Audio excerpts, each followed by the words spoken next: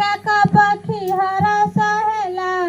ଭାଷା ଘୋଟିକି ହସ୍ତରେ ଘେନିଲା ଆକାଶ ମାର୍ଗରେ ଯାଉଛି ସେହି ବିଶ୍ରାମ କାହିଁ ଦଣ୍ଡନ କରଇ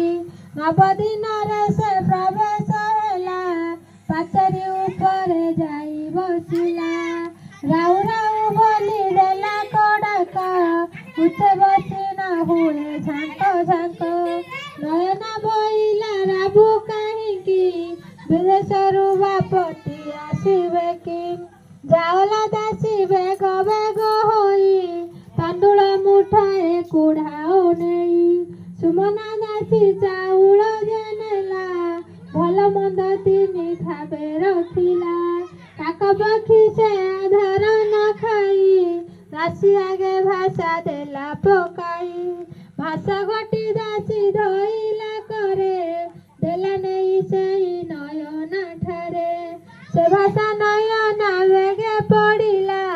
ଚକିତ ହୋଇ ନ ଦଣ୍ଡେ ରହିଲା ସକଳ ବୃତ୍ତାନ୍ତ ଜାଣିଲା ସେହୁ